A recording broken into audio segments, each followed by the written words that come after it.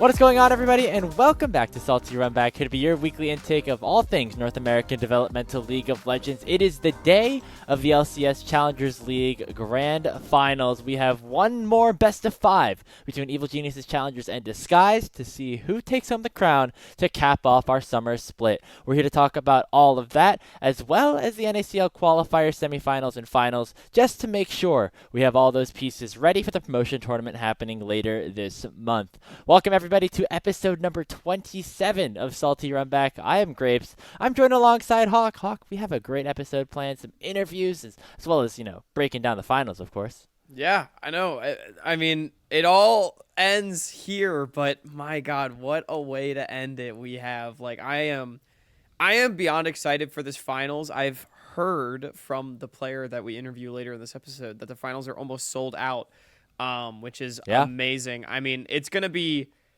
great. I know at the beginning of the split, as it so often is in esports, it seemed like the sky was falling, and yet we are here. We have made it, and things have been incredible, at least as a viewer, to be able to watch. And you'll have to excuse the overlays for this episode. My subscription to Photoshop ran out the other day, and I've yet to figure out an alternative, but we're getting there. So I wasn't able to knock out the background, so we're kind of just superimposed over top, but rest assured we'll figure out something before the next episode. Next week we'll all next be sorted week we'll out. be good. Yeah, this was unexpected. So we're in this weird situation. So I'm currently away from my PC setup when we've been doing these episodes, and so when Hawk has the assets ready, I don't have my computer to run Photoshop, and then Hawk, of course, is now an old man, so now doesn't have Photoshop an old man that himself. graduated and doesn't get Adobe Creative Cloud through his college, dude. That's it was awful too, because I got no warning. I got no email, no nothing. I just logged on. It was actually like that. Yeah, we were trying to do this a week ago. I logged on to Photoshop, and it's hey, you can't use this anymore. And then I did the same with Premiere, and I'm like, well, shit. So I've not really been able to make much content in the last week, but we're going to figure it out. It's going to be fine. But, yeah, it's a little unfortunate. Yeah, it happens. As hopefully we'll have that figured out shortly. That is crazy, Aslov, that the finals are sold out, given that some of the LCS games aren't sold out all the time. At least almost sold out. I heard almost sold out. I don't know if they are going to be sold out, but it's close. I mean, I guess that's just what happens when you got a big influencer showing up. Got some fans buying some tickets. I'm pretty sure that's what that is. So yeah. I assume a pretty big home crowd for Disguise. We're going to talk about a little bit later, though. Before we get into our headlines, just a reminder, we're going to be at the LCS Finals happening in just over a week. Hawk, I'm so excited. Dude, we're going to hopefully film some stuff. We're going to try to reach out to some players. If you're a player or anything like that, or a personality in the space that wants to sit down and talk to us, we'll probably try to film an in-person episode at some point. Still have to work out those details, of course. But if you are watching this and are interested, hit us up on Twitter. Yeah. And just hit us up if you want to say hi and get food or something. We'll be in town and we'll be hanging, so it'll be a great time. I mean, dude, I can't wait.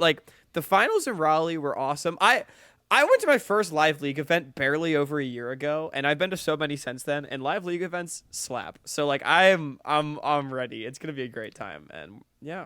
Yeah. The funny thing is that, it's said that it's in Newark, New Jersey, and everybody's like, oh man, I don't want to go to New Jersey, but you're literally a 20-minute train ride from the heart of New York City. And that is around the area where I'm from, currently in the city. So this is so tangential, but I was talking to Rude Dude, who is our lovely friend from across the pond in Britain. And we're gonna see Rude. We're gonna see Rude. And I was talking to him, and I was saying how I was like, oh, I'm staying with Grapes in New York, and he's like, New York? Wow, aren't the finals in New Jersey? I'm like, well, you see, they're right next to each other. So, but I just thought that was really funny. He thought it was probably further away, but yeah.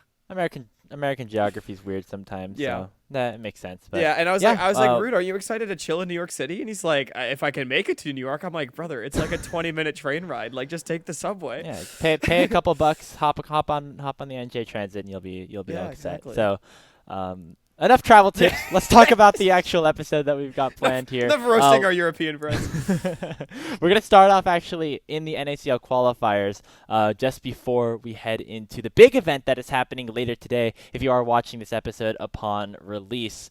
The NACL qualifiers had their quarterfinals as well as the round to get into the quarterfinals, and that told us a lot about some of the teams that are still in contention for the promotion tournament.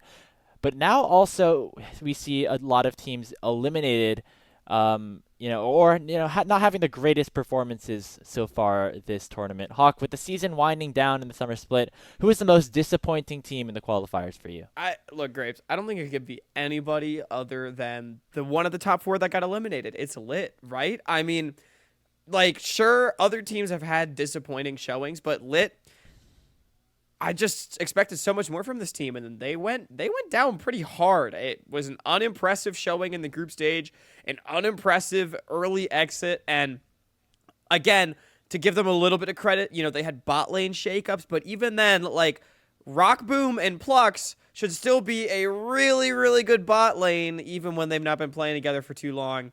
And Okay, well, hold on. Sorry, you can finish your point, but I'm gonna go to bat for a little bit here. that was basically my point. I'm willing to be bad at that, but I'm not like. What happened? Like, we were so hype about this team. And Okay. You got to remember, too, we didn't think this would be the fourth best team. We thought this team would be, like, top 2 or 3, at least coming into this point. So I agree. However, I still am a little bit hopeful, optimistic about Lit as we head into the promotion tournament for a couple of reasons. First of all, they had, of course, those roster changes that you were discussing. They had Plux kind of just shoved in there. He apparently does not have a whole lot of time to scrim, but just due to the situation at hand, was kind of forced onto this roster and forced to play. And their 80 carry got comp banned as well. So that's not the greatest thing. And even though Rockboom came in, and this is a player that we're expecting to do pretty well, still takes some time as a team to maybe mesh together. And they did play against Winthrop, who made the finals last qualifier in the quarterfinals, which is a bit of an unlucky draw. There were teams like TA that were also the second seed out of their group, but because Winthrop was the second seed and Lit ended up becoming the first seed for some reason, they kind of got an unlucky matchup. And that series against Winthrop was actually very close. Rockboom, I think, played very well throughout the series. Messages, I think, really stepped it up for maybe the first time all qualifier, it seems like, which is a bit surprising. And yeah, Lit, I think if they were up against a different opponent, they could still maybe be in the semifinals. I'm just going to, leave that out there. Of course, they were the only one of our top 4 seeds to not make it into the top 4, but there still is hope for them, as we'll talk about a little bit later. I'm holding out for them right now. I don't want this to be like construed as me doomsaying them, because I'm definitely with you. Like, it's not like, oh my god, like Lit sucks now or anything like that. Just, I think, strictly speaking, like, as far as the word disappointing goes, this qualifier was absolutely disappointing for them. They wanted to do better, and now they are technically on the hot seat as well, which is our next question that we can get to in a little bit. So, like, yeah, they're not fucked. Like, if they make promotion, I'm still gonna be excited to watch them. I think they're all very good. Just, it definitely was a disappointing qualifier, I think, like, by definition. It was not impressive, and I'm hoping that they can continue to level up with more time to play together and such. So yeah, and I'm inclined to believe that will happen, because they have looked better as the weeks have gone on. It's just they haven't, they just weren't able to beat the number 2 team in some people's eyes, the team that made the finals last qualifier. So that could still technically, like, power rank them in the top 4. We'll talk about that a little bit later. But a team that I'm maybe, on the other hand, a little bit more disappointed about would be, of course, my kind of what is it? My what's the word for this? I like them a lot, but they're kind of like, they have a soft spot in my heart for the split. The Cheese Chasers roster, now Gentle Hearts Gamers. Your sweetheart team or something. I don't know. That's not a term, something like that. Yeah. I can't come up with words right now, but yeah, the Cheese Chasers roster, now Gentle Hearts Gamers, Barrick, now King Clueless in a scooped and sandwich. I thought that this team had the potential to make top 4. We talked about it in our Salt Street bets. I had them over Winthrop, actually, but they unfortunately weren't able to pull it together. Some of the subs didn't make a big impact. We learned that Kryra wasn't available for the second qualifier because he was on vacation, but I thought he was a really solid jungler for them, and if maybe they stuck together, it would have taken them over the top. But they did lose pretty handily to Coachify, which is a little bit sad to see. I definitely am still big fans of Barrack and Scooped, but not as far as I was maybe expecting. I had some big expectations for this team. Maybe a little bit disappointed. Yeah, I'm with you. I mean, I know. See, they weren't my super fan team or anything the entire split, so I'm not as disappointed by them. Honestly, I think their results were a bit more expected, but it was definitely a team that like I would have been excited to see succeed. I do like a lot of the players on the team, or all of the players on the team, so it is rough to see them go so early, and they definitely I don't think lived up to any sort of Cinderella that we might have hoped to see.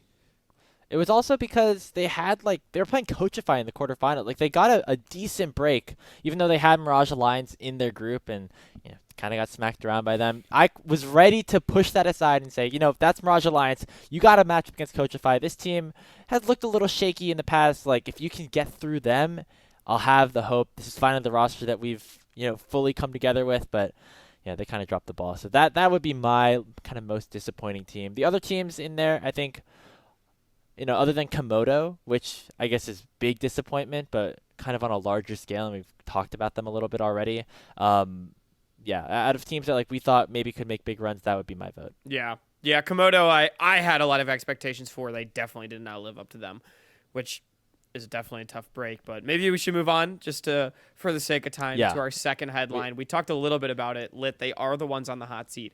Should they be worried about their promotion spot? The way this works is if Team Coachify wins the entire thing, Lit loses their spot in the promotion tournament, and Team Coachify takes it. Yep. Kind of just a given the fact that Lit only made it to the quarterfinals this time around, and the other three teams at the top are all still in contention. And they're the only one that's not locked, for the record. Winthrop, Team Ambition, and Mirage Alliance are all set in promotion. Yep, and right now, basically the situation is if Lit, if Coachify win the whole thing, they still won't have more points than Lit, but since the Cinderella rule is intact, they'll be able to make it through. However, and I think this is going to be my answer to this question, Hawk, I don't think that Coachify has a very good chance. I think they have looked much better with these new roster changes, specifically LJX, coming out and Frostforce coming in. I don't want to harp on that too much as we did talk about it last week, but I definitely think this is a big upgrade for them. Toasty has been a pretty solid piece in the mid lane, and I do like the City Rovex synergy that they got going on in the bottom lane. They're still able to whip out some weird things time to time. However, they still have to get through Mirage Alliance and the like, so I'm a little bit worried about them, even though I do think them against Winthrop will be a very interesting semifinal matchup. Yeah, honestly, as Lit, I am a little worried, but I'm not sweating, if that makes sense. Like, it's definitely a concern. I think Coachify could definitely beat Winthrop. I think that'd be a good match, because I'm definitely on the train that I think Coachify has actually looked a lot better. Recently, I'm pretty high on them at this point. I think they deserve their semifinals berth, and so I think they could beat Winthrop, and I think they could make finals. I don't think they would win finals, but it is realistic enough. Especially, you got to remember they would be playing for that right to go to the promotion tournament, which could light a bit of a fire under them. Create some sort of run. Like, I mean, that kind of stuff happens all the time in any sort of sport. That. If I'm Lit, I'm worried, but like I said, I'm not. I don't think it's going to happen, and I think that they should be fine, but it could happen. Yeah. You always got to be a little bit worried if you're the one not in control of your destiny, right? Like, Lit's already eliminated. They're going to be watching and rooting for Winthrop. It's one good best of 3 and one good best of 5. That's all you need. Like, it's within the realm of, like, they play well on the day. It's not... Yeah. It's not like they're drastic underdogs. They're just underdogs, which again, and this Coachify go ahead. Miracle roster has kind of been, I think, like inconsistent in a way, or very volatile in their performance, and I think that makes sense given the players that they have. I know City Witty is definitely a very hot or cold player throughout a season, and I think we've seen that a little bit with the teams that he's been on in 2023. And Miracle did not look good in the first qualifier, and now suddenly Coachify's looking good here in the second.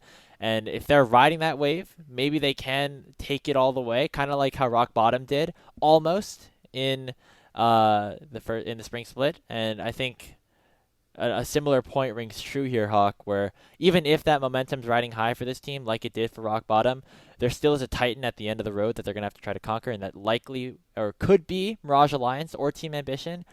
And I feel like that's probably where their road ends once again, just because of how much expectations we have on those two teams. Yeah, definitely. I'm 100% with you there. All right. Well, we'll see Coachify. I'm rooting for them personally in the semifinals, so we have a very interesting final. So just have kind of that stake of potentially knocking Lit out. That's always a fun little added nuance to the situation. But talking about the NACL qualifier finals for just a little bit before we move on to the NACL, we have two of our finalists in Team Ambition and Winthrop still in the tournament, still in the semifinals, and they are on opposite sides of the bracket here, Hawk. Everyone was hoping for the Mirage Alliance Team Ambition rematch, but unfortunately that's not going to happen. What are the chances that we get the Team Ambition versus Winthrop finals once again? Well, Grapes, we're going to get the Team Ambition versus Mirage Alliance rematch. It's just on Saturday instead of Sunday. Sorry. We wanted the best of 5. No, I know. I think a lot of people wanted that best of 5. I'm giving you a hard time. What are the chances? 0. Not 0. 0. Not 0. Not 0. Not 0. I would give it like 20% though. Just because I think that Winthrop is a slight favorite over Coachify. I don't view them as a strong favorite, and to be honest with you, I still view Mirage Alliance as a strong favorite over Team Ambition. Even though that series has proven to be somewhat competitive between those two teams, I think it's only competitive when Mirage Alliance doesn't show up on the day, and that's not a slight against Team Ambition. I still just think Mirage is that good. I think Mirage has had a much better tournament so far as well. So what they've showed me since the last time these two teams have played has been convincing, more so than Team Ambition struggles, which again, Team Ambition had to deal with Porsche going on vacation for like 2 weeks. So they have a little bit of benefit of the doubt there. And I have no doubt that they'll keep things competitive. I think it's like 20%, like I said, because I think there's a realistic shot for Coachify to beat Winthrop, and I think it's an outside chance of Team Ambition beating Mirage Alliance. Yeah, I'm kind of on the opposite boat with you, Hawk. Really? Kind of in the same ocean, in the fact that I think that you're very correct in that this is not a very likely outcome, but I think it's less because of like Mirage Alliance kind of staying consistent. I think Team Ambition look a lot worse than they did on that playoff run going into the first qualifier. I mean, they, even with Porsche back, this week on Saturday and Sunday, they dropped a game to Teamless Revenge, and they also dropped a game to Team Turner. And those are not teams that you're expecting the defending champion to necessarily Team Turner with subs as well, for the records. Yeah, Team Turner with Yozu and Cupid, which, to be fair, some of those drafts were incredibly heinous, and I know that I know that TA might have been a little bit tilted over, from seeing that like Sona Soraka or something like that. Yeah. But I think overall, if you're the defending champs, you got to make sure that you come out and take care of business. And Teamless Revenge, a team that beat TA in the first round, sent them to that second seed anyway. They still put up a great fight. I thought Inori Boob really performed well, and he's somebody that we're going to have to look for in 2024 as a player that could definitely, make some more moves after what we saw from him this summer. But, yeah, I mean, Porsche came back, and there's still problems in this TA team. And I think Mirage Alliance have been very consistent throughout.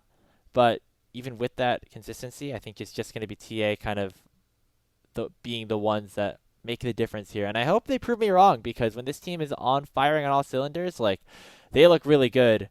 We just haven't seen that on a consistent basis since Porsche's been back. Yeah, definitely. It's just been... I don't want to say that their finals win at the end of last split was an overperformance, because they definitely deserved it, and they really showed up when it mattered most. But I think we've not seen that Team Ambition since then, and it actually makes me a little bit worried for them going into promotion as well, because, like you said, when they are playing well, they are a great team. But I'm worried about a regression of some sort. Again, that's a really strong word. I don't feel that strongly about it, but it's they have to be in. They have definitely regressed in performance or in their looks overall since the qualifier number 1. But more, I guess, it's not it. I feel like a slump and a regression are different, right? It's one thing to slump, it's one thing to regress and actually just be, like, worse than you are. Does that make sense? Yeah, and to be fair, it is, I mean, Porsche came back. They beat TA in the first round. And I think that, it was the first week that they were playing with Porsche again. Right. So they had some time away, and I'm not sure how much Porsche was actually playing the game while he was on his break. I Right. assume not too much, and so maybe that plays a role. And after a week of scrims, Tia kind of looked back to normal and put up a very competitive series against Mirage Alliance. However, I don't necessarily think that that's going to all come together, especially against Mirage, who, again, have looked really good. So I'm not sure about how Winthrop versus Coach Fight is going to end up. I think it's pretty 50-50. But, yeah, the chances of this matchup happening again, it's not one of the most likely outcomes. I'll just say that. Yeah, I'm definitely with you there. Once again. All right, let's move on to the NACL, where we'll spend the rest of our episode here. We have the finals, of course. One last series of the of the summer season before we head into promotion, of course, in a couple of weeks. Between Evil Geniuses Challengers and Disguised. Hawk, there are 10 players on the Rift making their way onto the Riot Games Arena today. Who's the biggest X factor and why? Man, I mean, it's such a hard question, and the reason why I didn't specifically write the question down here is for the viewers at home that are watching on YouTube is we're gonna kind of use this as like not just to answer a single question, but to talk about the finals in general and to preview the finals a little bit. Because Grapes, I'm actually gonna answer this question a slightly different way because I think there's a lot of X factors on both these teams, and that's actually what's made them so deadly. But I think this series is really going to come down to, and Srtty actually talks about this in the interview that we have for the viewers coming up in just a little bit. I've already recorded the interview at this point. Srtty talks about this a little bit where he basically set it up that Evil Geniuses is going to be the early mid-game team, Disguise is going to be the late-game team. He thinks it's a bad stylistic matchup for Disguised. I'm actually inclined to agree somewhat after watching back some more of the playoff games over the last week. Because DSG, their biggest problem throughout the season has been not falling behind and then just losing. Because they're great players, but they, as a team, struggle in that stage of the game. And I think the biggest part of this is going to be the mid matchup between Ryoma and Young. There's a lot of X factors on both these teams. Like all these teams can carry through every role, and that's something that makes each of them so deadly, and I think that's a big reason why they've both gotten to finals is that versatility in their carry potential. But when you're looking at one team needing to not get bowled over, I think this mid matchup is going to be huge, especially when you look at the other storylines between these teams, like the experience of Evil Geniuses Challengers with 4 former LCS players against a Disguised team that has like this core of Cloud9 with 2 like young prospects. I think this is really going to culminate all these storylines in this mid matchup because you've got Ryoma, who's been around the block in tier 1/tier 2 a little bit. He's a very proficient player. He's been on Evil Geniuses the entire year, not been a part of the roster swaps. The only him and Smoothie are the ones that like haven't gotten subbed out at some point. And then you've also got Young, who came onto the scene this year as a very unproven talent, had a great year in Tier 3, and has been brilliant now in Tier 2, and is going to be standing down the barrel of a smoking gun, I think, this series in general. Because both these teams also love to play through side lanes, especially EG. They like to play through King Srtty. And so can Young make up enough of the difference in mid lane? I think that's going to be like a huge question. So I know I just said a lot of words, but I think I'm really got my eyes drawn to mid here. I think that is actually a very interesting perspective. That's, I guess, you're talking about with like the stylistic differences here, because Evil Geniuses definitely do play early. They like to play winning lanes and pushing out and going aggressive, especially now that Srtty is inserted into the roster. And for Disguise, yeah, they're going to be playing for those team fights. I think looking top to bottom, I think the bot lane's going to be a little bit of a wash. No offense to any of the players there, but they're King and Meech, both terrific team fighters. They're going to do their job, farm up, and then take over the game if they are given the opportunity to. The mid lane, I think you highlighted pretty well. I want to talk about the top lane here just a little bit. It's also going to be a great matchup. Yeah. And maybe you and Srtty get into this during the interview. I haven't gotten the chance to listen to it back yet, but Srtty versus Fake God, I think, could be an argument for like the 2 most valuable top laners that we had in the league. Definitely. They're the best. The finals right now. They're the You best. can make arguments for some other players. I think Bradley had a pretty solid season, but I mean, these No, guys really have Srtty, been like, X factors no slight the to the other entire year. players. Srtty and Fake God were the two best top laners in the NACL split. Like, they just were. I think they were just the best, to be honest with you. I'm thinking back right now. Is there any other players that I wanna defend? Like, and again, not a slight to any, but like, there was a lot of Yeah, great top no. I laners, think but these I think you're two, right. I think yeah, it is those two. I think these two were just the best. And like, well, say what you were gonna say. Yeah, No, yeah. I mean, both Fake God got MVP votes for a large part through the halfway point of the season. Srtty at the halfway point of the season was brought onto the team and completely revamped their look. And they both have kind of different play styles. Srtty really likes to play for lane. Fake God, we've seen him play for lane at times and go for solo kills, but also can take a step back, play the tanks, be a solid team fighter for his team. And I think similar to how we talk about Alorum in Tier 3, I think the conversation here is going to be how badly can Srtty dominate the laning phase to make sure that Fake God is not useful for his team later on. Because if Fake God can get to the team fight, he's going to be a very useful player for his team. We saw in the matchup between Disguise and Fear how Philip kind of outplayed Fake God a little bit in lane, but then Disguise was still able to pull it together in the midst of that reverse sweep. And I think that is a matchup that I have my eyes on. yeah. I feel like as far as pure one-on-one, that's probably the most like eye-popping matchup, just because, like you said, there's definitely that narrative there. I'm really just like, I think it's actually going to be a lot more about how EG as a team is able to attack Disguised, and I honestly wonder if they won't actually try to play through Srtty as much. I'm not sure.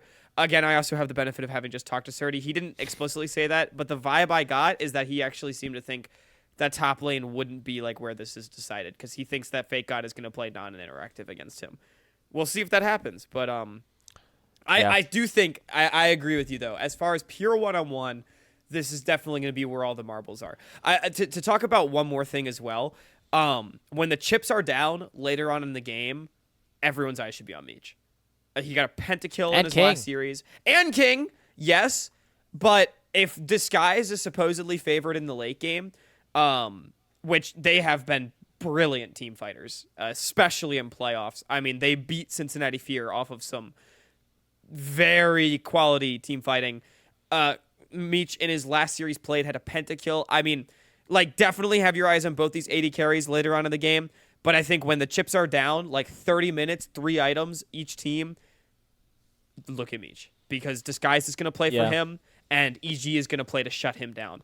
And so I think like early game, I'm looking at mid lane and top lane, but Meech, it has to be that guy late, I think, for Disguise to be able to win. Yeah, and the overarching narrative, right, is like how can these like two young pieces in Meech and Young really step up here? They were brought on as like developing talent by Toast. That was something that he talked about in his interview.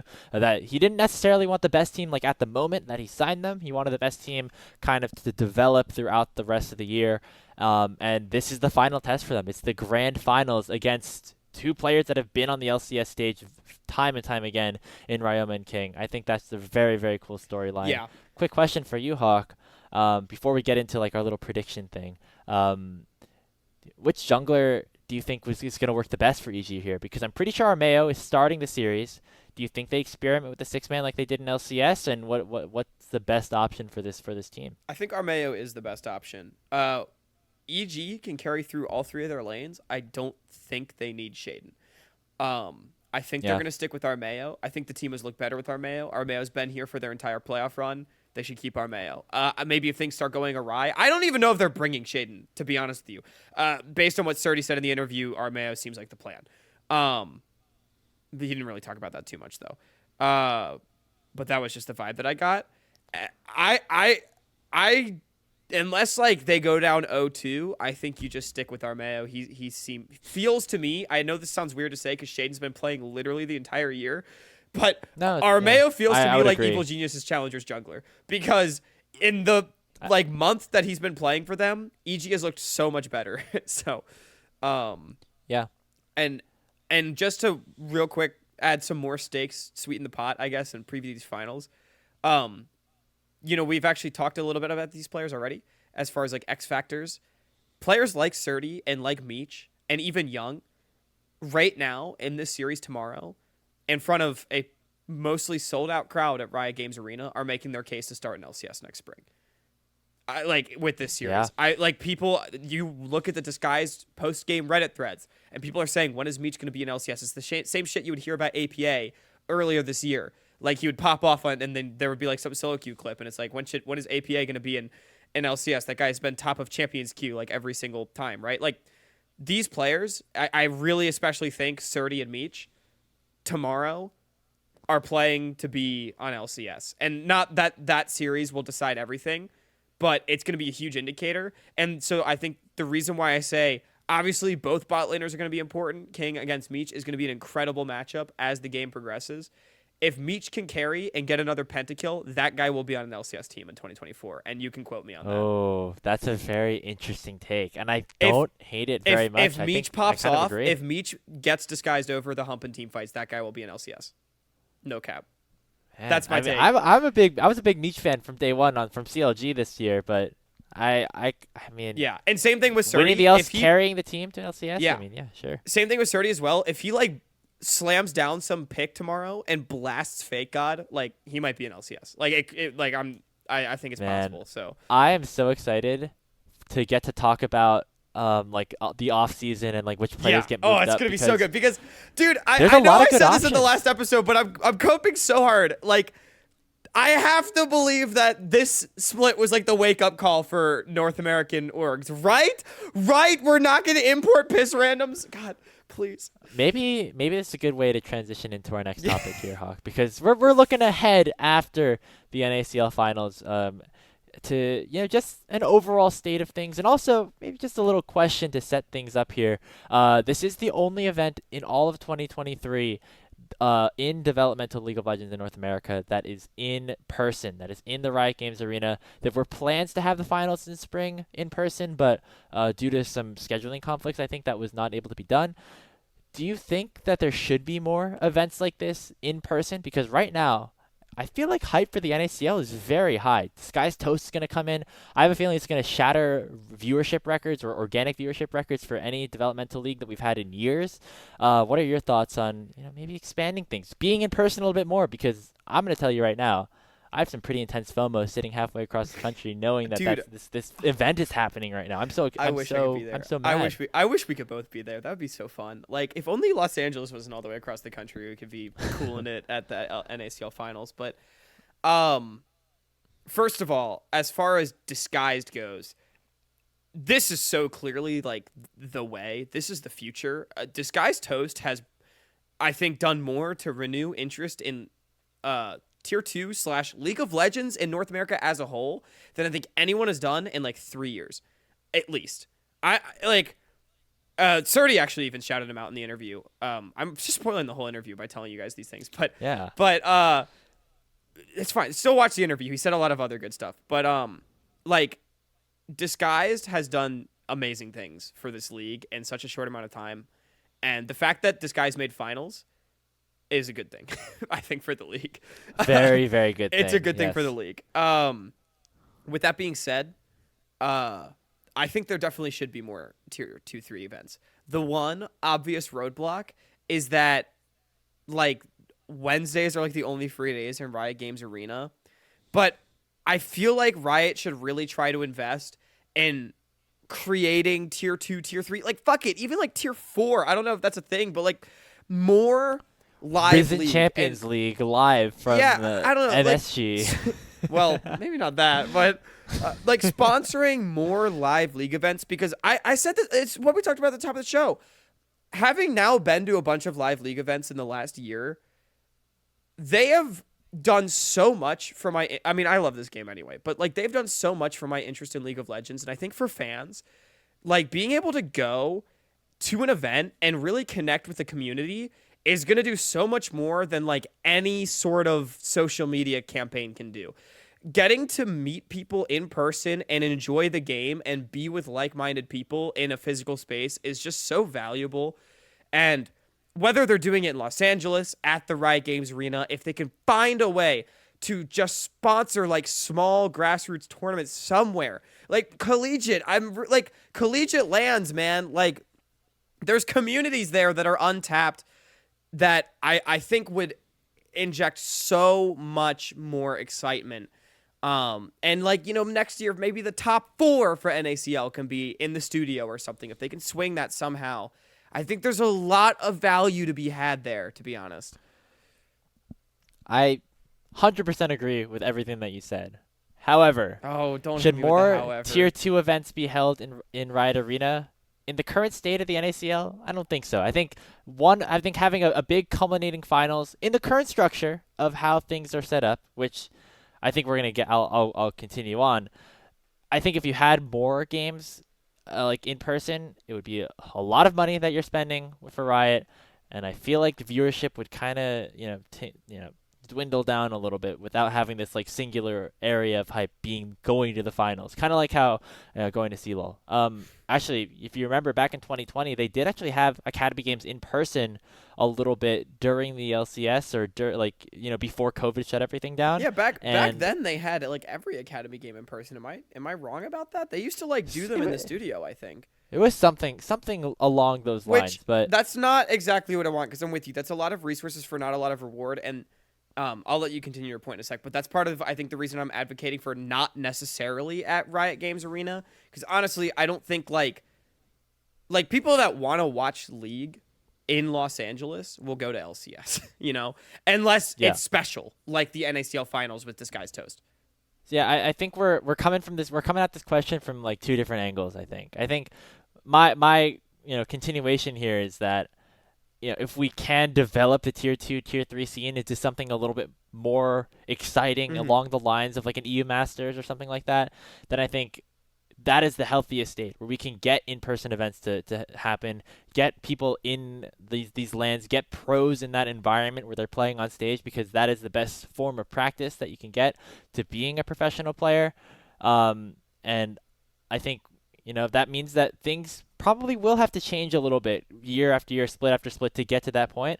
And I know we were talking a lot about change from the start, but if that is the end goal, and I think it should be the end goal, I think that is kind of the thing. Because right now, in this current state, I think there should not be more than like 1 finals because of some of the reasons that we listed out. So I think Toast coming into the league is a good direction. I think is a big step forward, but I also think that 7 of the 10 LCS teams dropping out is a big step backwards. And so we're gonna have to keep figuring out how economically things work here. But I feel like there's a pretty solid market for a developmental league, and I hope we really can continue to go into that. And I agree with like everything you said, because definitely in like the just throwing shit at the wall doesn't make it art. Having live events for the sake of live events, I'm so with you, is not necessarily the solution. Go ahead, yeah. And part of the magic of the NACL broadcasts right now is that they are kind of low budget, and they're being these scuffed, like we're all online kind of situation, and transitioning that like immediately, I think would not transition super well. Things would have to adjust, and I think hopefully we're ready for that to happen. Right. The adjustments can be made split after split. I again, like 1000% on the same page with you. I think the biggest thing for me, and again, I know this is not exactly the question, but the reason why I just want to see like going to college in North Carolina, the only live League of Legends event that I ever even heard of, and as someone like ingrained in the space, right, ever heard of and could go to, was the LCS Finals in Raleigh just this past spring, which was awesome, by the way. And Riot did some cool stuff, like they gave out free tickets to local colleges for esports teams to go. That was so cool. And this gets into my greater point and why I think more live events with purpose are really valuable, and something that they should invest in and try to figure out is, when people talk about like League quote unquote dying in North America or whatever, which I don't agree with all that narrative, but like whatever. I think a lot of times people get caught up in like that people aren't entertained enough, which like, look, League can be boring sometimes, but so can every sport. Like, if you ever watched the Jacksonville Jaguars play the New York Jets, I mean, this year maybe it's kind of hype, but like in 2020, Who the fuck cared about those two teams? Like, no one does, but they still happen. Damn. But no one says the NFL is dying because the Jaguars play the Jets, right? Like, it's just part of sports. And not every game's going to be exciting. And I think people get so caught up in, like, it's not entertaining enough. It's not entertaining. How do we be entertaining? How do we be entertaining? Which, like, yes, there's value in that. You should be entertaining. And I think the LCS in particular has actually done a pretty good job of that recently. I was impressed in summer 2022, and I'm still mostly impressed. But I think Riot's biggest failing has been cultivating community, because what people really latch onto is community, and they need to do, in my opinion, more to cultivate community. And that's why I get so passionate about things like collegiate and, say, a collegiate land somewhere for, like, collegiate teams to play, like local schools, or, you know, go ahead. Quick shout out to Unified Esports Association. Well, we've had some, qualms with them. We've had our differences. They have, yes. They have run some collegiate lands. Yeah. Shout out to the Midwest Esports Conference. That is a very unique thing that they do, and honestly, that's why a lot of people really enjoy the MEC and hype it up. So I think kind of exactly your point right here. Right. No, that is exactly my point. This is like a small scale example. MEC, I think, actually does a great job of, they cultivate community and it makes people care. Colleges are easy because people already have a sense of community with their universities. But if Riot was able to get more involved, because as great of a job as Unified does, and they do with MEC, and they deserve that credit, like, no one that's not in cares, right? But if you can put together events that a casual fan might hear about and be interested in and want to attend, going to one and enjoying it is going to create a lifelong fan, far more than like an entertaining LCS broadcast is going to do every Thursday and Friday. Cultivating community is always going to be the most important thing when growing and retaining an audience. And I think that's something Riot needs to invest more in. So that's the reason why I would want to see more live events somehow implemented for the below pro space in whatever form that takes. Obviously, again, just like saying, okay, every NACL game in Riot Games Arena, that's not the answer. But that's my soapbox. Yeah, definitely. I hope that made some sense. But that's where I'm at. Community generates passion. Yeah, that's a cool discussion that we just had right there. I'm glad I've been sitting on that one. We can use the headlines portion to talk about all sorts of things. We could criticize Riot a little bit. Did you see the clip of the Baltimore Orioles guy just like reading off of a graphic? Dude, and getting so I'm an Orioles fan, by the way. I don't know what the fuck that was. I mean, literally, like, I feel like I'm usually one of the hot take guys as well. I would be fired by the Baltimore Orioles right now. Like, on CeeLo broadcast, I would have said something like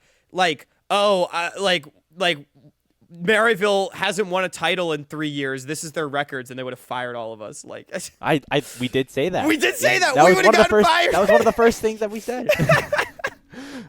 I'm ashamed as an Orioles fan, man. I don't know what the hell is. I literally this could sound so bad. I watched the video expecting him to like say like something terrible, like a slur or something. That's what everybody was. He like was just talking about our record against the Rays, and I'm like, what? I was really confused. Yeah, I'm glad we have this platform to talk about things that can help improve developmental league as a whole, and we don't have to worry about getting hit with the ban hammer just yet, like some other league players that have been going around. Wow, we're tying all the straws together. I'm sorry that we're really just hitting all of our bases right now.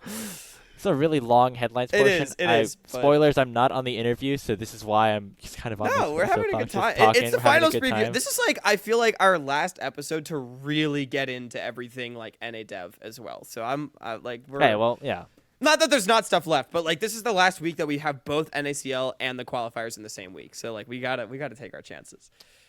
We'll grab an episode next week, and then we'll have promotion tournament stuff.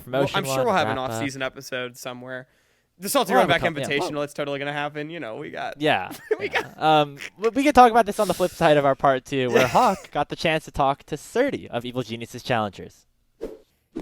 Welcome, everyone, to part 2 now, where I am joined by our NACL finalist top laner. That is, of course, the top laner of Evil Genius's Challengers, Srtty. Srtty, first of all, thank you so much for joining me on the show today. Unfortunately, Grapes wasn't able to make it to the interview, but I really appreciate you taking the time to still talk to me. And how are you doing? How are you feeling? I'm doing really good. I'm feeling great about the finals that are coming up tomorrow, and just finished our outset day and everything. Got to see the other team, see the stage. It's gonna be a really good time. Yeah, that's awesome. Of course, we are recording this the day before the finals. This episode will be releasing the day of finals as well. So, Hmm. if you're watching this, then the finals are coming on later, and you should go watch them. You should watch Srtty kick some ass. At least we hope so. But Don't worry, I will. yeah. Oh yeah, we love to hear it. Um, but anyway, so before we talk about the finals, because that's obviously the thing on a lot of people's minds, I do want to Hmm. rewind the clock just a little bit and ask you about some of your past, because you are, of course, one of our more storied players in the scene. You've now been Hmm. in the tier 3, tier 2 space for many years, and it's actually your second stint with the Evil Geniuses organization after spending Hmm. all of 2021 and 2022 with them, first on EGP and then on EGA. Hmm. What made you want to come back and play for Evil Geniuses, and tell us about your experience playing with them? Well, after everything that happened on TLF, where I got promoted into TLC as a substitute player for Bradley, my main goal was to try and get that starting spot. I was told by coaching staff on TL that it would be a merit-based system for who gets to play, but I did everything that I felt like I could. I was streaming consistently. I had an account in solo queue, which was 70% win rate, 1500 LP, top 5 on the ladder. Wow. Um, I was giving Bradley positional notes after every single game, everything, coming into the office, hanging out with the team, going out for team lunches, all that kind of thing. And it didn't seem like there was much likelihood of me being able to play with the success that TLC was having. So once EG reached out to me, I was like, you know what? I should really just take this opportunity to play. That's all there was to it. Yeah, that's perfectly fair. I mean, I feel like getting to play on stage is, or in the actual season is really really valuable for your stock as a player. So that definitely makes sense. And Yeah, I mean, if I was less confident in my ability as a player, I wouldn't have taken the offer from EG with mm, how they looked, because it would have been better for my stocks to just ride off of whatever hype TLC was getting and be like, oh yeah, I was a part of this. But I knew that I was the best top laner in the league for my time on TLF, because how I was performing on that team with how badly the team was doing is really irregular. mhm. So I knew that joining EGC, if I could provide stability towards this roster and allow our veterans the space that they needed to play at their best, it would just be really easy. Yeah, that makes a lot of sense. And hearing the confidence to take that opportunity as well is definitely really good to hear. That leads me to another question I wanted to ask you. You already touched on it. EG, I mean, to be honest, looked pretty shaky before Hmm. you came in this year. It was a rough spring split, rough Hmm. first half of summer. So give us your perspective on the growth of this team since you have rejoined them as the piece that was Mm. the addition. Yeah, okay. So when I originally joined EGC, there was a lot of internal conflict within the team. Mm, Relationships weren't good, and people were scapegoating other people, things like that. It's just stuff that typically happens in esports. I mean, you have a bunch of very talented young individuals who aren't necessarily used to taking accountability and things like that. In the past, I would have acted like that as well on some rosters that I was on. These days, that's not the person I am, and I actually pride myself on how easy I am to work with in a competitive setting. And I'm sure that if you ask any of my teammates, they'll only say good things, TLF and EGC this year. But yeah, when I came in, I was like, okay, what I need to do for this team, because there are bad habits that have been formed from playing in situations where everybody feels like they have to carry or else the mm, team's going to lose, is I need to provide a space of extreme stability so that no matter what happens inside of the game, they can always look towards the top side of map and be like, you guys were doing well. We made X mistake. We did Y. That was wrong. We can change that for next game, and then everybody can focus on themselves and feel like they are in a situation where they don't have to be the hero and they can actually improve and play the right way. Yeah, that makes so much sense. And I mean, I know actually Grapes and I, when the move was announced that you were coming Hmm. into EGC, we were actually skeptical of the move for the reason of Hmm. like, we had this concern that like, oh, is it just going to be too much carry potential around the map or Hmm. whatever? So it's really great to hear that it seems like you've taken on this mantle of just trying to be that stable, consistent top laner. And I think that again goes into the next question that I want to ask you, which is like, Hmm. how would you define your personal growth over the last couple years of playing in tier 2 as a player? I think you've already touched on it a bit, but if you want to go more into that, the floor is yours. How do I define my growth? Um, consistency, stability, and I guess the right word would just be teamwork. Hmm. When I originally came in, was a strong player individually in the sense that if all my teammates played for me, I would carry the game. But that requires a lot out of my teammates. Like they have to be able to adopt that style, and it also made it so that I wouldn't have been able to fit into a lot of rosters. And this is Hmm. a common thing for a lot of players coming out of solo queue. They only know how to play one way, which is very selfishly, because that's how you win in solo queue. That's why Right. right now, before my matches, I'm not spamming solo queue games because I know that I can win solo queue very consistently. But I also know that in order to win solo queue the most consistently, like get that 70-80% win rate to very high challenger, I need to do things that would be wrong and competitive. And I know with the kind of player I am, those bad habits will carry into comp. So Mm. I'm still playing to keep my hands warm, but I'm not going to climb in solo queue right now because it's just going to completely destroy my mindset for the competitive match on the 9th. That's really interesting to hear, but again, that makes a lot of sense. And I think, as you said as well, having that just mindset shift can be so valuable. And it's been Hmm. really great to see. I know, like I said, Grapes and I weren't exactly sure what to expect. Clearly, you've exceeded any of those expectations, and it's been really great. So, props I for think yeah. Go there ahead. are a lot of misconceptions about me in the scene, Mm-hmm. either because of how I've acted previously in solo queue Mm. or inside of a team environment, specifically the EGA stint in 2022. That was very rough on everybody involved. Like I remember EG staff at one point said it was like the worst team environment they've ever seen, period. So that was a pretty big learning experience. And honestly, I'm glad that I had that experience while I was still pretty new to the scene. I Mm-hmm. mean, I've only played 3 splits of Academy total, like on an Academy roster. So having that in my first 2 real splits of Academy was pretty valuable. For sure. Yeah, it's really great to hear that. Like, we've interviewed similar players so far this year that have actually had similar journeys where Mm. they came in and they were that guy, right? Everyone's that guy when they come in, and then they had Hmm. those learning experiences, and they've grown as players so much, and it's really great to Yeah. hear similar experiences from you, and that you, as you said, it happened early in your career, and now you've been given a new shot, and here you are in finals. And Hmm. to talk now about the here and now, the finals coming up. Hmm.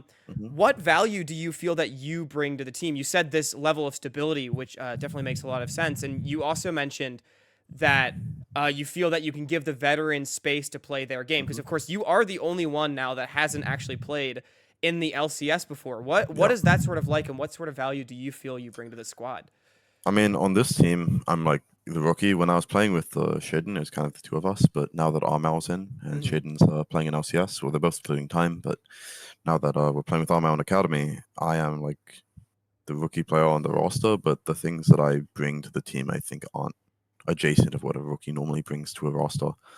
For the finals specifically, it's just like Fake God isn't a bad laner, but it's not necessarily where his strengths lie. He plays in a way where he tries to nullify lane. He has a 0% first blood. Like he's hasn't been first blooded once in the whole tournament and playoffs, same as me. But the reasons for that are different for both of us. He plays in a way which neutralizes the enemy laner, and he plays very strong early game champions, such as the Renekton and the Rumble. I've been picking like Jax a lot more. He's a lot more aggressive, Mm-hmm. and just because of like the ways we've found to exploit other teams, I've managed to avoid dying early as well.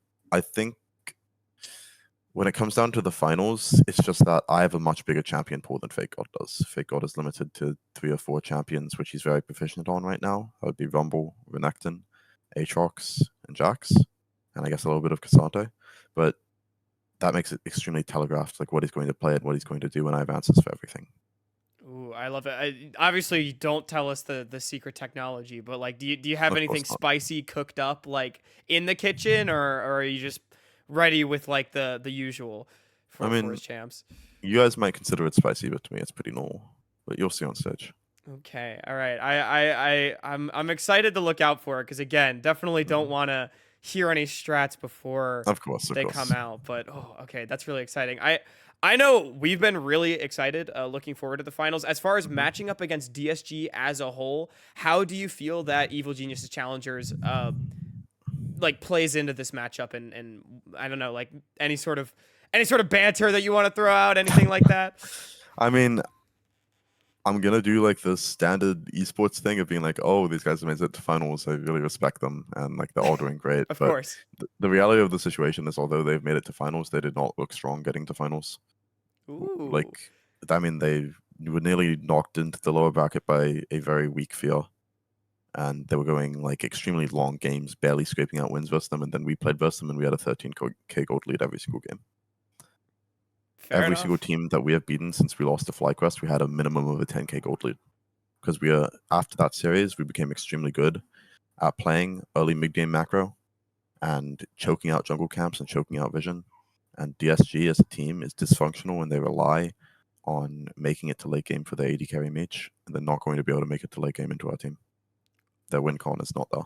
Oh, I love it. Okay, that's exactly what we want heading in. So okay, like we got this early game, mid game versus late game struggle. I'm so ready for it. As far as the experience for playing in finals in general, though, if correct me if I'm wrong, but this will be, I believe, your first time playing at the Riot Games arena in your career. So what is it going to be like playing on stage? Like you said you had media day. Tell us a little bit about what the whole experience has been like. Yeah, so a little insight into like how the stage is going to be, which most people wouldn't know right now. It's a Valorant style setup, curved desks, all of that kind of thing. It looks Right. really cool. I'm super excited. For the actual stage games, somebody who like kind of mentored me on TL, who's Brippo, he reached out to me and he gave me some advice how to properly set up like my peripherals and all of that sort of thing on stage, things to do for nerves, all of that kind of thing. I'm very lucky to have somebody like him. He like just out of the goodness of his heart has been reaching out to me since my time on TLF after he saw me play. Because I guess he believes in me or something. I don't know. I really appreciate No, it. that's really cool. I mean, he's a literal world's finalist, so that's pretty cool. I mean, Yeah, when TLF was really struggling, he came and gave me one-on-one positional work.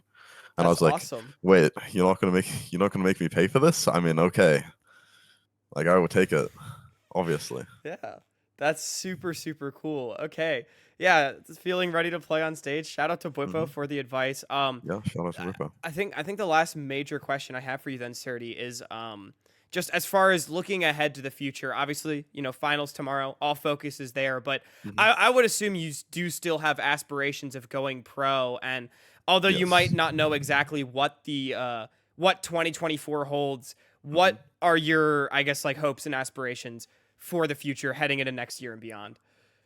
I mean, even when I got off of TLF, I had two teams at least that I knew of who like actively told me that they were looking at me for LCS for the top lane position.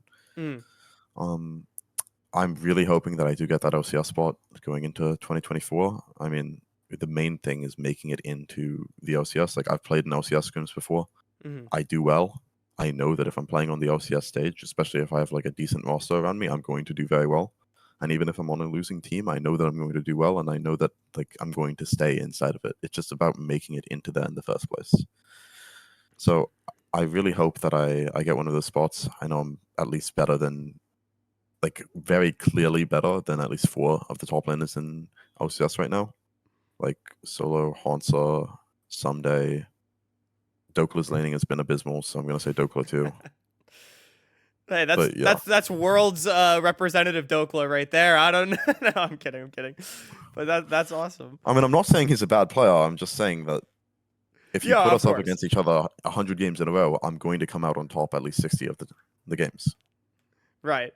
No, that makes sense. I'm just giving you a hard time. No, that's awesome. I mean, I've been one of the people that's been like really hoping that, like Insanity, APA, these players have kind of Yes. hopefully showed that GMs that there's actually a lot of fucking talent in Challengers League, and I There think is, you're yes. another example of that. And especially with Disguised coming in, Disguised Toast like sponsoring this team, I think a lot of eyes are actually going to be on this finals. So hopefully, I'm rooting for, I mean, both teams to succeed, but I really hope that you're able to get that recognition that I think a lot of people would say that you deserve. But um, before we move on to our little game that I have planned, Srtty, do you have anything else that you just want to add? Anyone you want to shout out before the matches tomorrow? I mean, shout out to Brippo. Shout out to my friends on Team Fish Taco who reviewed games on EGC with me after they got knocked out to help me learn jungle support macro after our fly series. just shout out to everybody behind the scenes who has put in work to help me get to where I am and become the player that I am today. Yeah, you'd love to hear it. Well, thank you so much for sitting down to answer those questions for me. Before I let you go, though, I've got a little bit of a game plan for you. I'm gonna transition our scene here. So I've taken the liberty of compiling each champion that you've played against so far this split. In total, there are, I believe, 13 different champions that you've played against. Some of them a little bit more spicy than others. I figured it'd be fun if we went through and we tier listed each one based on how much you like to play against them, / like how interesting they are to play against. Because let's be honest, like some of them resident sleeper, some of them pretty pog, and maybe like we can use this to get excited for certain matchups and finals. What do you say? Sure. Yeah, sounds good. Awesome. So we got a list here. The tiers are going to be Pog Champ, Exciting, Decent, Meh, and Resident Sleeper. We can just go down the line. So first three maybe Gragas, Cassante, and Gwen. Where are you feeling about any of these three champs? Where are we putting them? Gragas is pretty meh. Maybe Resident Sleeper, actually. Probably Resident Sleeper for Gragas. Okay. Gwen is exciting to play versus. Okay. And then what was the third? Cassante, I believe. Yeah, Cassante. Cassante is Pog to verse. Really? Champion's really fun to verse, yeah. That's so interesting. Just because I feel like everyone, like, rages with the, like, oh, the copy pasta showmaker thing. But what makes Cassante so fun to play against? I'm actually really curious. Because how Cassante works is all the champions that are typically played into him, they have an ability that they can't use before he enters all out. And if they do, Cassante will win.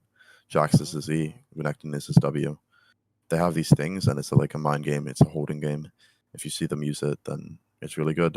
And you have to really be on your toes into the Cassante. You have to do things like, instead of using your prio to hit the tower in front of his face or poke him under his turret, as Renekton, for example, you want to go and use your prio to get deep vision in the enemy jungle and mess with them that way, extend your lead in different ways, because the most dangerous part of the lane for you in playing into Cassante is right in front of his turret. Right. So you have to put a lot of mental energy into orchestrating situations inside of your lane where if you are crashing on him, you get something out of it, and otherwise you put the lane in a position where Cassante isn't favored. This is why this guy's an NACL Finalist top laner. That all sounded incredibly smart to me. I love it. That's amazing. No, but it does make a lot of sense. That's actually really cool. And what, Gwen's just like carry, skill check, hands check kind of champ? Yeah, I mean, if somebody blind picks Gwen, you're picking a carry into it and you're fighting to the death. Like, hell yeah. I love it. You're gonna have a good time. I feel like we might see some other fight to the death lanes. Next few on the docket, and obviously we can go in any order we want. But I got Poppy, Malphite, Renekton. Any thoughts on these kind of champs? Malphite is sleeper. Malphite sleeper. That's not surprising. Yeah, Poppy is decent. Decent. Poppy's decent. She can be really abusive in some matchups, but it is also very fun to play versus her because there are a lot of levels on certain matchups where you can abuse the Poppy and the Poppy can abuse you. Like Jax lane into Poppy is actually really fun because she should cancel her passive auto. She goes for it level 1 on you to try and bait your E while she's mid animation of it. And if you're a bad Jax, you end up wasting it and then get hit by it. You lose prio. And then you have like a big window to punish her all the way up to around level 7, level 8. And then it becomes like borderline unplayable for you until Sundra. So it's like there's a lot of skill involved, and if the Poppy player doesn't understand the matchup very well, they can get punished really, really hard by the carry side a lot of the time. Interesting. I feel like Poppy, it's probably like another mind game, like you said, the use of in the Jax matchup, say the counter strike, but also use of her W. Like, is she going to use it? Is she not going to use it? That probably creates a lot of windows. Yeah, a lot of things. Like a Poppy player, it's very difficult for them to react to a Jax Q if they don't have their finger on the key a lot of the time. So you walk up to a minion, you act as if you're autoing. Halfway through the auto animation, you cancel it and jump on them. Huh. Stuff like that. Very cool. It's fun. I like it. I like it. Okay. And then let's see. We got, just to rattle off some more, Renekton, Kennen, Rumble. Kennen is very sleeper diverse. Okay. What? I hate just like range top laners, like go play mid lane, like he's extremely safe. It's very, very, very, very hard to punish him, regardless of what matchup you are in. Like you can't punish him even if you're the better player normally. Renekton is decent to verse. Okay. There are some very intricate trade patterns, specifically in matchups like Cassante and Jax into the Renekton, where both sides can win. Renekton's normally favored for the lane phase, but he gets outscaled very fast if he can't push his lead. And then what was the last one? I think it was Rumble. Yeah. Rumble was sleeper. Rumble Sleeper. Ooh, Yes, if the okay. Rumble player is really good, there's nothing that you can do. This champion is the best top laner in the game right now. Fair enough. Okay, It doesn't have that's a single valid. losing. It doesn't have a single losing matchup out of the meta top laners. You have to pick weird shit like exhaust driven and stuff if you actually want to beat it in lane or rise, things like that. But at that point, you're just putting your team at a draft disadvantage. So it's like Lamau. Right. Okay. You pick Interesting. Cassante into it and just lose until a certain point, and then you just win. Fair enough. Fair enough. The next one's Jack's Gangplank. Oh, words and Ornn. Jack's Gangplank Ornn. Gangplank is Pog diverse. Okay. Ornn is exciting diverse. Ornn is exciting.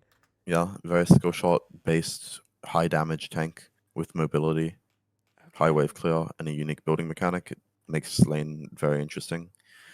And then the last one was Jax, right? Yes. I'd say Jax is more stressful than exciting diverse, but probably exciting.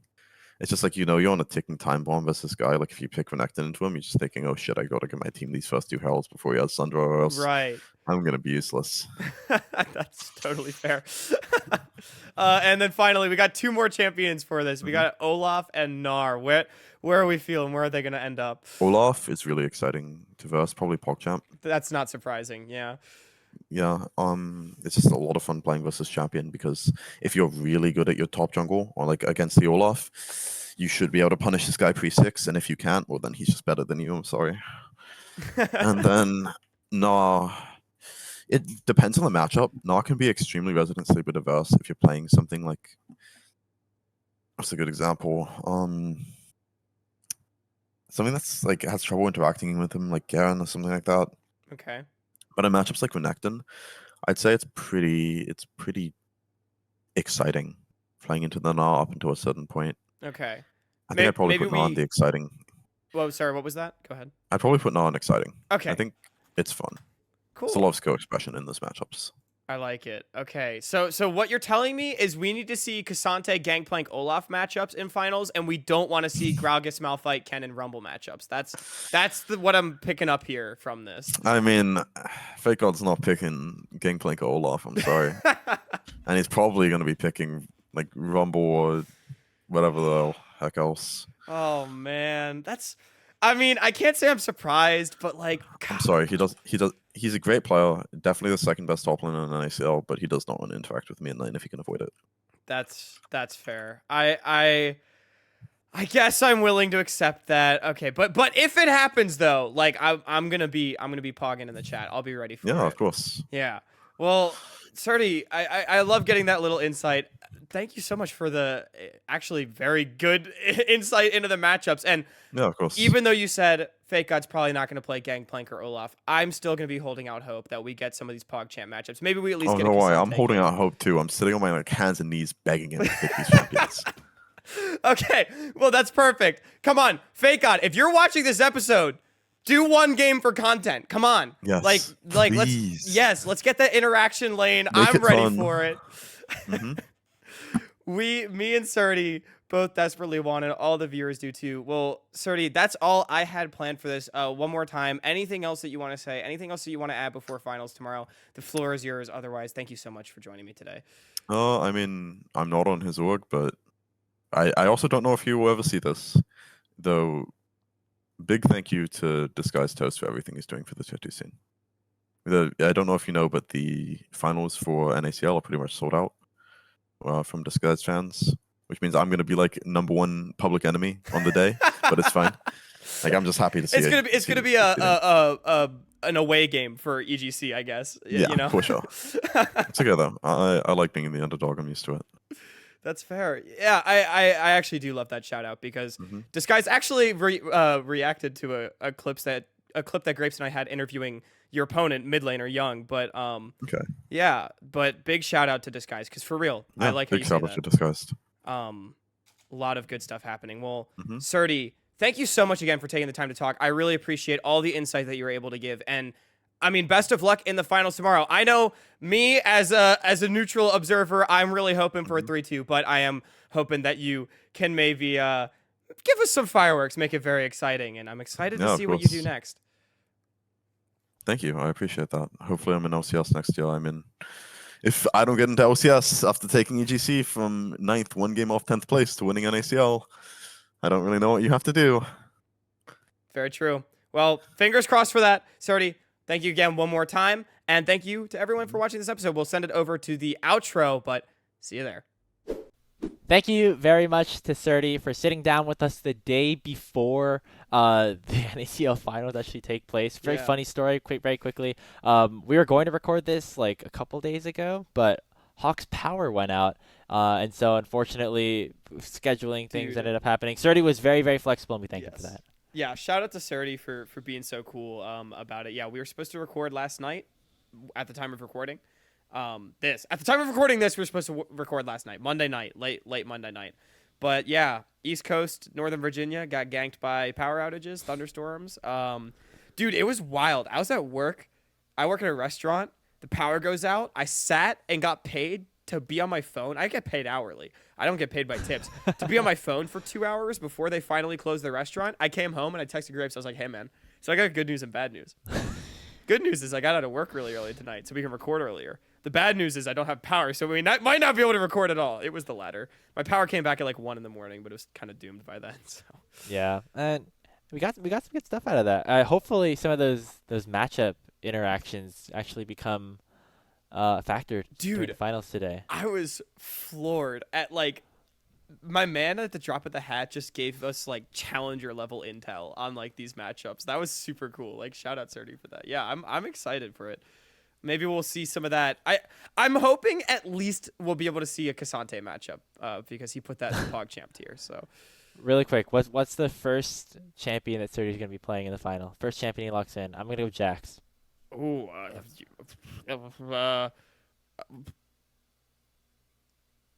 Jack. I'll go Jax too. That sounds logical. It's very Srtty-esque. That's very pick, right? Srtty. Yeah, especially because Srtty was like in the interview. He rattled off the champions that Fake God's gonna play, and I feel like Jax does well into all of them. So yeah, I don't know, man. I feel like it's been a pretty long season, all things considered. We have been going at it every week, and it's been going throughout the whole summer. And sometimes it's hard to sit down and like, okay, I'm gonna watch like 15 games of League of Legends and really like track down everything that's going on. I'm very, very excited to watch the finals tomorrow. Maybe it's seeing Toast going to show up in person in the studio. Maybe it's all the casters getting flown out. I saw Beatdown like hanging out with Desrex on Twitter today. That made me feel really nice. I miss them, man. I wish we could be there. Something so about sad. this, the vibes around developmental right now are just so good. What a turnaround that it's been from just a couple of months ago. We had the thumbnail, we had like all the serious faces. We went on like a rant for like 30 minutes straight. There are some good things that we could take away from this split. I mean, dude, like just the series between Disguise and Fear had like 12,000 peak viewers. Like this finals legitimately could hit like 20K. I don't know, maybe I'm coping, but like it might be pretty good. So I feel like the vibes are immaculate right now. We should tell the people what time they can catch the finals. Right. And I'm the people because I don't know what time they are. 4 p.m. Eastern, 1 p.m. Pacific. There we go. Wednesday, August 9th. This is coming out on Wednesday, August 9th. So if you are watching this right now, you got a couple hours at max before the finals begin. Perhaps the finals have already begun, in which case you got to get off this podcast and start watching the gameplay. Yeah. Or maybe you're watching it while listening to us. That's like another valid strategy, I guess. I don't know. That's a weird strategy. I don't know. I mean, like, if it means you're listening to us, I'm fine with it. But, like, if you're listening to the podcast while the games are happening, just listen to the cast. Like, it's going to be good. I mean, all the talent's going to be out there. It's going to be a good time. Make sure to tune into that. And in a couple of weeks, you can see us at the LCS Finals once again. Make sure to swing by and say hello. We'll be happy to talk to anybody. If you're a fan of the show, we'll give you $50. Just kidding. Hawk, where can we find you? That. I'm already going to go broke. Like, I don't even have to pay for lodging, and this is going to bankrupt me. Anyway, this has been a fun episode. We had a good time. Shout out again to Srtty for hopping on the call. I've never been so depressed for the fact that I'm working on a Wednesday night, but I'm hoping I get cut early enough to watch the games. But with all that being said, you definitely should be watching the games. Go after this episode concludes, after I finish these words, go eat some food, take a shower, and put on your best suit because this is going to be an event for the ages. The Minions movie part 2. This is the Minions movie. Yeah, absolutely. I'm gonna make that a meme. We're gonna post it tomorrow. Yes. Let's go. Do it. That's gonna be. You'll get so many. You'll farm Twitter interactions for that.